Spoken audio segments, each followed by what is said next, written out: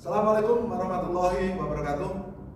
Bertemu kembali bersama saya CGP Angkatan 8 Didik Adi Setiawan, Sarjana Pendidikan dari SMA Islam Sultan Agung 2 Kalinyamatan, Jepara. Pada kesempatan yang sangat berbahagia ini, tentunya kita akan membahas suatu hal yang cukup menarik di kalangan guru-guru saat ini, terutama di kalangan guru penggerak. Apa itu? Itu adalah praktek menerapkan, mengaplikasikan segitiga restitusi. Sebelum ke sana atau membahas mengenai segitiga restitusi, tentunya alangkah baiknya kita mencoba melihat kembali apa itu restitusi. Restitusi merupakan proses kolaborasi yang mengajak siswa untuk mencari solusi dari masalah yang dihadapinya. Melalui restitusi, kita dapat membantu siswa menjadi lebih memiliki tujuan, berdisiplin positif, serta memperbaiki dirinya setelah melakukan pelanggaran. Penekanannya untuk menjadi orang yang menghargai nilai-nilai kebajikan yang mereka percayai.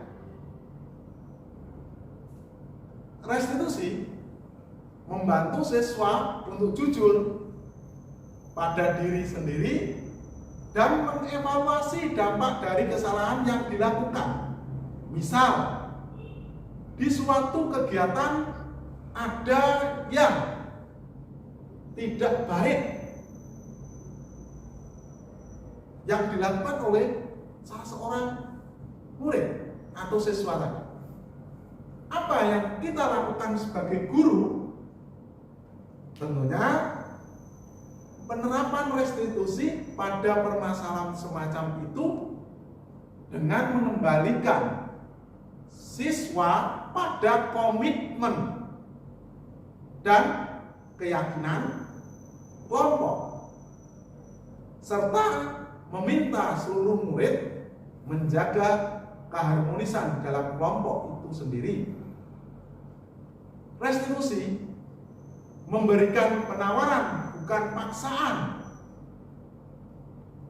desakan atau tuntutan maupun bentuk lain dari suatu tekanan yang menyebabkan seseorang menjadi merasa tertekan atau merasa bersalah.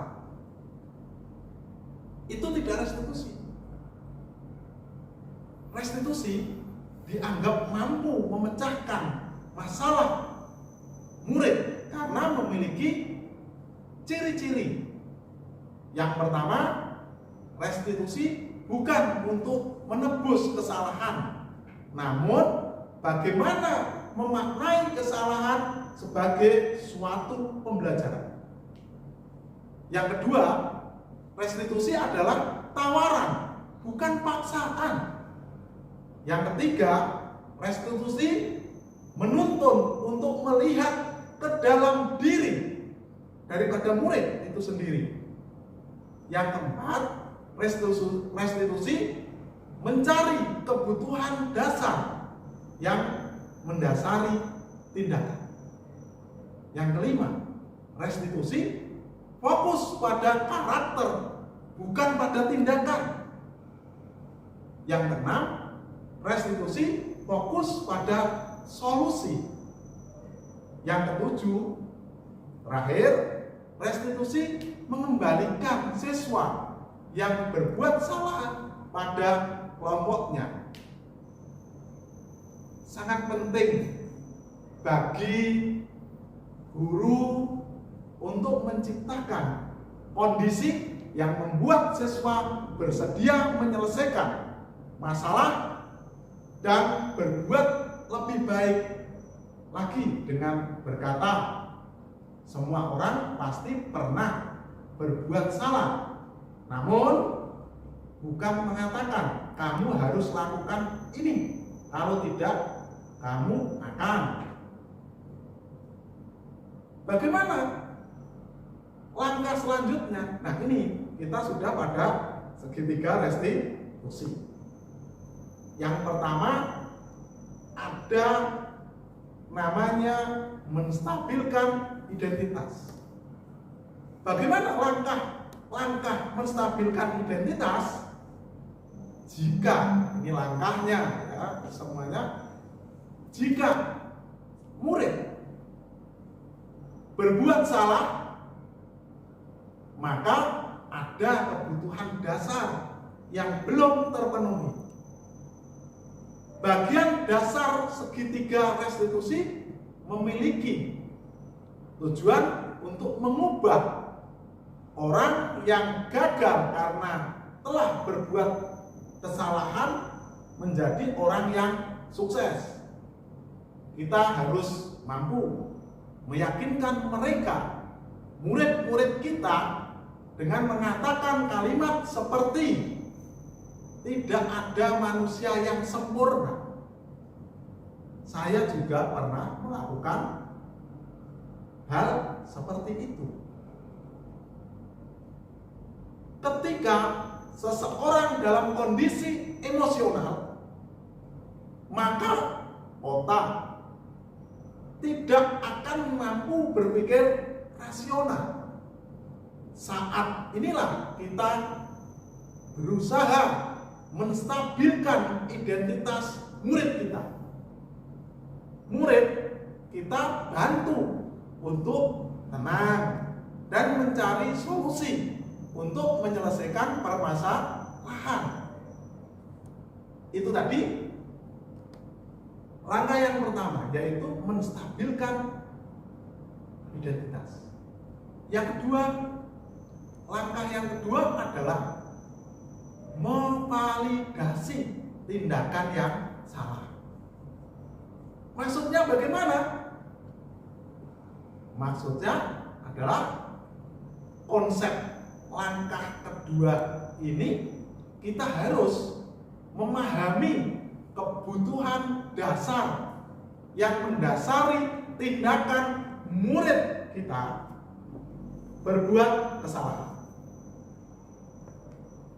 Ada sebuah teori, yaitu namanya teori kontrol. Di situ semua tindakan manusia, baik atau buruk, pasti memiliki maksud atau tujuan tertentu. Nah, ini saya melihat pada LMS guru penggerak. Kita tidak membahas mengenai teori kontrol. Kita lanjutkan. Ketika kita menolak anak yang berbuat salah, dia akan tetap dalam masalah. Yang diperlukan adalah kita memahami sehingga anak merasa dipahami, dimengerti oleh kita. Langkah yang ketiga yaitu menanyakan keyakinan. Teori kontrol menyatakan bahwa pada dasarnya kita termotivasi secara internal. Nah, ini yang paling bagus, motivasi yang bagus, karena datang dari diri murid itu sendiri, dari diri kita sendiri. Ini yang diharapkan pada keyakinan ini. Ketika langkah 1 dan 2 sukses dilakukan, maka anak akan siap untuk dihubungkan dengan nilai-nilai yang dipercaya dan berpindah menjadi orang yang diinginkan. Penting bertanya pada anak tentang kehidupan nanti yang akan dia inginkan. Ketika mereka sudah menemukan gambaran masa depannya, seorang guru dapat membantu untuk tetap fokus pada gambarannya. Melalui segitiga restitusi, kita dapat mewujudkan mereka menjadi siswa yang merdeka, dalam artian mereka mampu menyelesaikan masalah dengan motivasi internal dan bertanggung jawab terhadap pilihannya. Segitiga restitusi dalam upaya penanganan permasalahan yang muncul pada siswa dilakukan melalui tahapan tadi, menstabilkan identitas, hal yang terbaik apa yang sebenarnya bisa dilakukan oleh seorang murid dalam berperilaku baik pada teman sebaya maupun orang dewasa. Selanjutnya, melakukan validasi tindakan siswa belajar untuk menemukan alasannya melakukan sebuah perilaku yang kurang sesuai dengan harapan. Tujuan apa yang diinginkan darinya ketika melakukan perilaku tersebut. Dan yang terakhir ini adalah menanyakan keyakinan, yaitu apa yang dia yakini dan disepakati sebagai bagian dari komunitas di sekolah dan di kelasnya atau di kelompoknya. Dalam praktek segitiga restitusi, seorang guru dapat mengambil posisi kontrol yang tepat. Apakah sebagai teman, penghukum, membuat orang merasa bersalah, pemantau, atau bahkan sebagai manajer. Nah, menurut hemat saya, untuk menumbuhkan budaya positif, posisi yang paling ideal adalah posisi kontrol sebagai teman, pemantau, dan manajer. Yang kedua itu atau dua hal tadi sebagai penghukum kita tiadakan. Ketiga posisi ini membantu siswa untuk dapat menyuarakan hak dan keinginannya. Siswa atau murid dapat melakukan diskusi bersama guru untuk menemukan solusi terbaik dari permasalahan. Menurut hemat saya, ini adalah suatu praktek baik. Ketika tahu tentang segitiga restitusi sebagai alternatif dalam pemecahan masalah, dan sifatnya sangat fleksibel, tentunya ini kita sesuaikan dengan sekolah kita masing-masing. Saya di sekolah SMA Islam Sultan Agung II Kalinyamatan Jepara, tentunya saya sesuaikan dengan iklim maupun keyakinan sekolah kami yang telah kita buat bersama untuk bisa diterapkan semaksimal mungkin.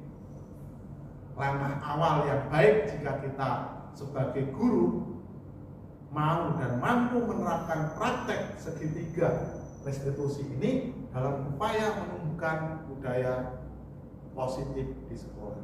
Tapi tentunya dengan menyesuaikan kondisi yang ada. Sekian dari saya. Nah, ini ada contoh daripada penyelesaian permasalahan menggunakan segitiga restitusi. Silahkan. Terima kasih. Wassalamualaikum warahmatullahi wabarakatuh. Salam guru penggerak, bergerak, tergerak, dan menggerakkan.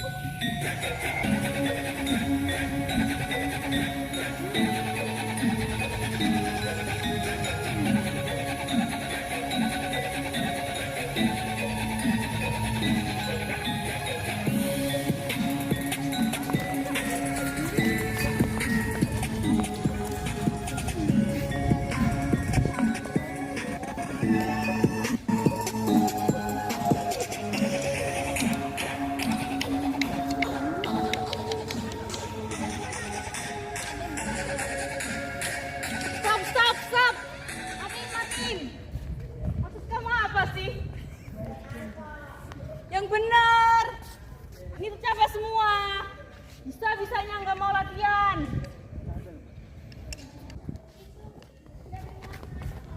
Pak Didi.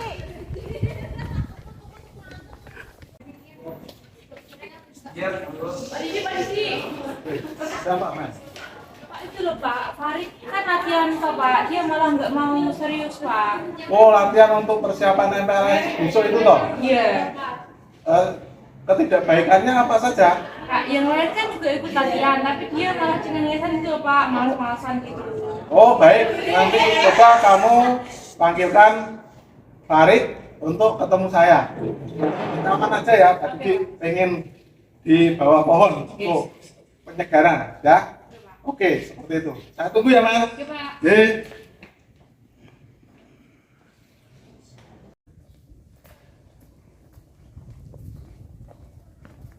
Pak Didi, ini loh. Oh iya.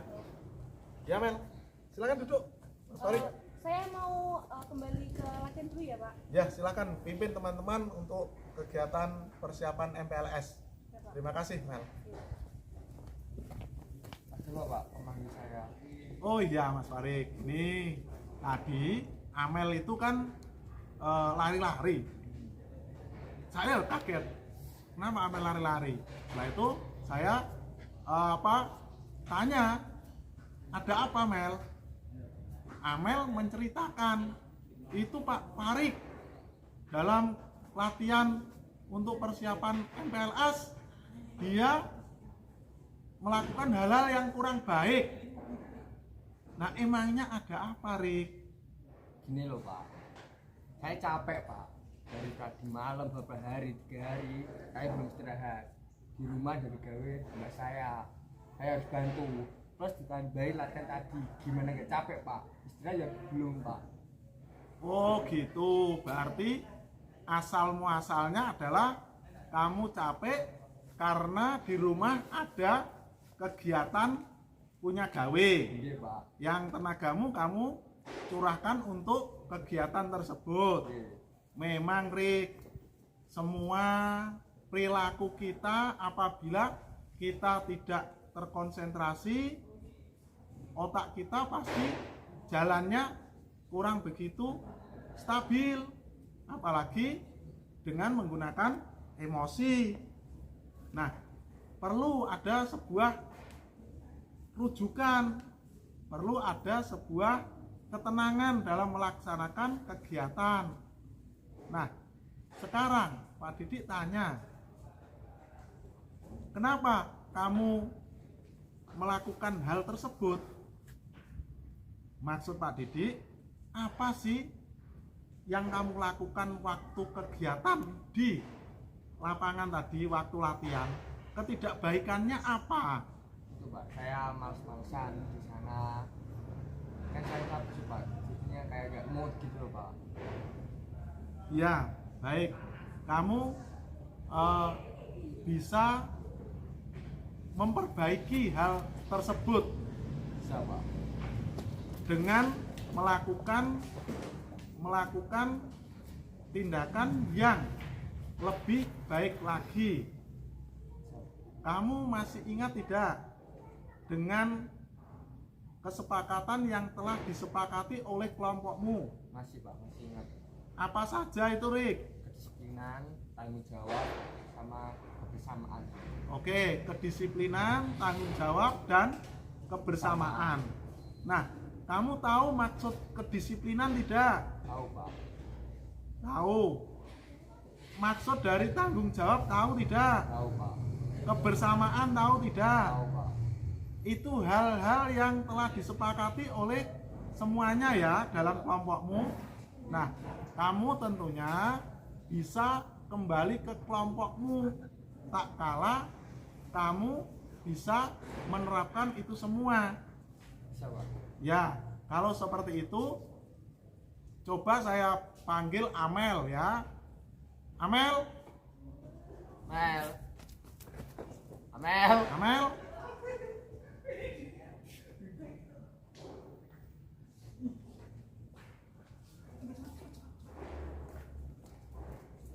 Mel, sini Mel, kamu Mel. Iya, Pak. Nah, gini Mel. Tadi Farik sudah mengungkapkan apa yang melatar belakangi dia melakukan hal kurang baik pada kegiatan sesi latihan tadi. Dia sudah mengungkapkan semuanya. Dia juga sudah mengiyakan apa yang ia lakukan. Nah, sekarang Farik mau kembali ke latihan lagi. Ini kamu bisa menerimanya ya. Bisa, Pak. Oke, kamu bisa menerima apa yang dikatakan Amel tadi. Bisa, Pak. Kamu Mel, tadi perkataanmu mungkin agak kasar, jadi bisa meminta maaf ke Farik. Farik juga seperti itu.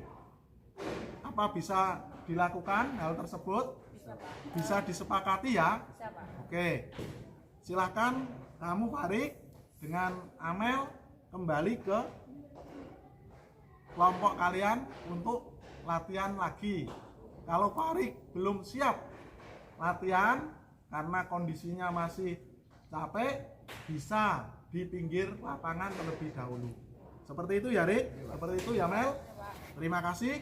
Kalian bisa kembali ke latihan lagi untuk persiapan MPLS tanggal 17 Juli 2023.